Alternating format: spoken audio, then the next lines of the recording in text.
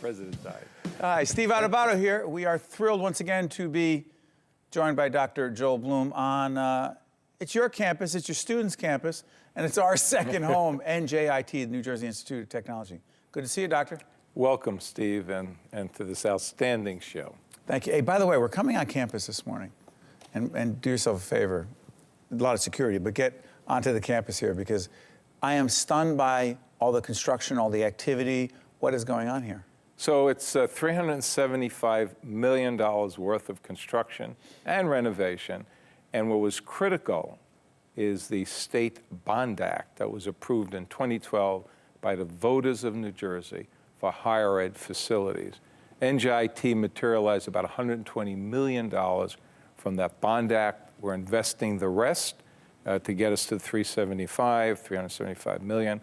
So we're building a new life sciences and engineering building. We totally renovated the 200,000 square foot Central High School, state-of-the-art labs, very focused on biology and new kind of learning classrooms. And we're building a 200,000 square foot WEC, Wellness and Event Center. That's what the WEC is. That's the WEC. It's a Wellness and Event Center. We will be able to host professional conferences here for 4,500 people come next spring of 2018. So it's an athletic center, but about 60% of the building is multi-purpose for our students, our staff, our faculty, our community. But most important, really important, is the ability to bring professional conferences into the city of Newark.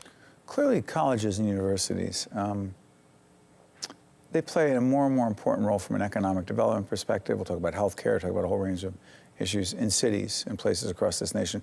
But recently, there was a $10 million state appropriation in the budget that is going directly to NJIT for something called Makerspace, which I know is a national movement. But what is Makerspace? What's going to go on here? Multi-part question. And why does it matter to the people watching right now? So first of all, manufacturing. So the whole purpose of Makerspace is manufacturing. And we shouldn't lose sight. The largest global manufacturer, 25% of global manufacturing is done by China. But right behind China at 19% is the United States. So we're still a manufacturing country. And in the state of New Jersey, you may have read about the new initiative between Corning, Merck, and Pfizer, manufacturing in Violin, New Jersey, having to do with glass packaging. Right. So manufacturing is 10% of the employees in the state of New Jersey. So if you want to work in part in manufacturing, producing products. Makerspace focuses on advanced manufacturing. That kind of glass manufacturing that's going to occur down at the Vineland Corning facility is advanced manufacturing. New materials, Is it 3D printing? 3D printing in part. So today, car parts, body parts are being done. Body parts? Body parts. It's experimental. They're not in any, to my knowledge, they're not in anyone's body yet. You would know, Joel. But, you know, we're still using, for example, in hearts, we're using pig valves and mechanical valves. Eventually, that'll all be 3D printed. And the beauty of 3D printing, advanced manufacturing as compared to mass manufacturing, is the customization of the parts. So you can customize stuff in Makerspace that you don't do in a mass But what's going to go on here? Are they training? Help me understand. Is it training? So we want students to leave here.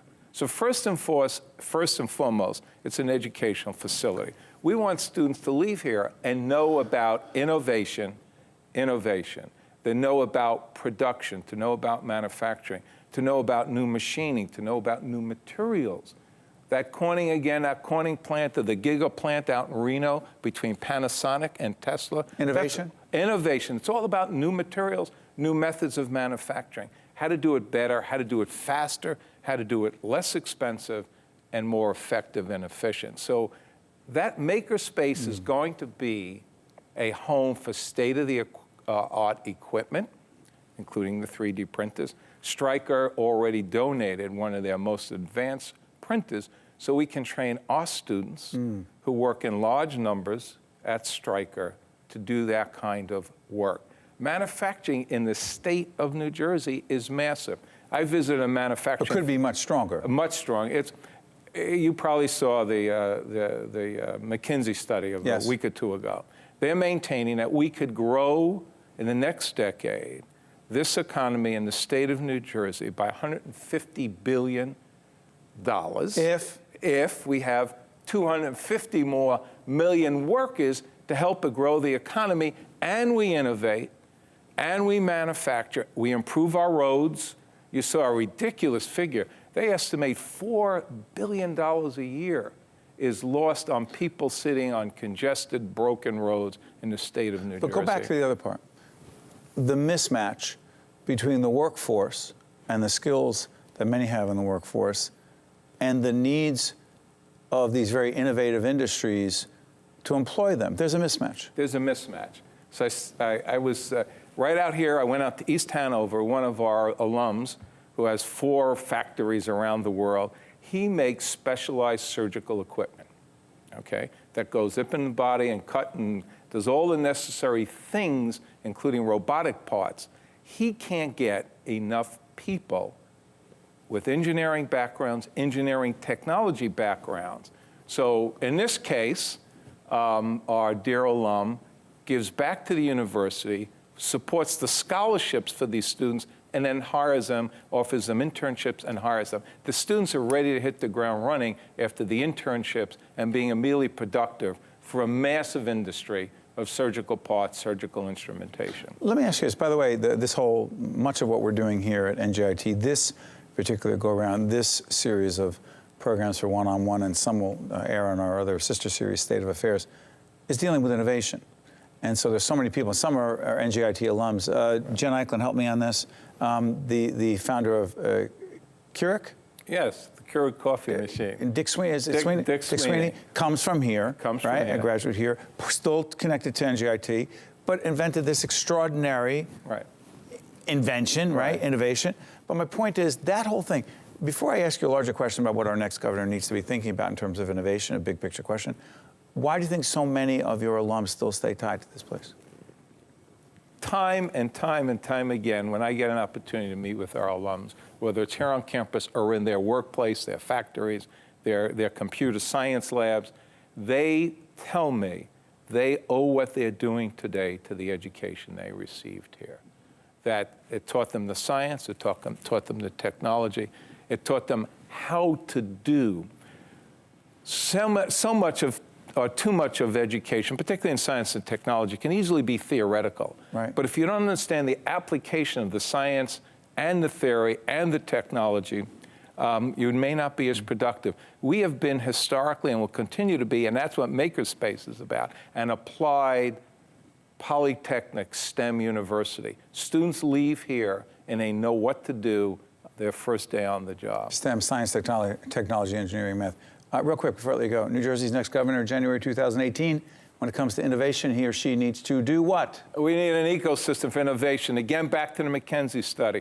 Too little places of innovation. We're in the process of buying another parcel of property. We'll be building a new building within the next several months to be our 3rd incubator building. We incubate buildings. We incubate companies and buildings here on Give this them campus. opportunities to grow. Give them opportunities to innovate, to invent, to improve, to be productive, to sell product and process. Dr. Joel Bloom is the president of New Jersey Institute of Technology. We are honored once again to be here on this campus with, by the way, as we're walking through, there must be over 1,000 students, not even college students, but younger students, high school students, just getting a feel for what it's like to be on a college campus. It's a beautiful thing. Thank you, Joel. Thank you. It's the pipeline. It is. Got to keep the pipeline moving. Be right back right after this. One-on-One with Steve Adubato has been a production of the Caucus Educational Corporation, celebrating over 25 years of broadcast excellence.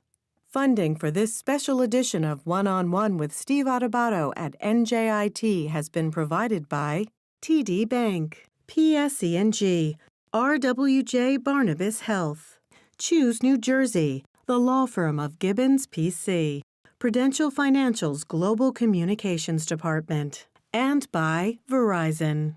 Transportation provided by Airbrook Limousine, serving the metropolitan New York, New Jersey area.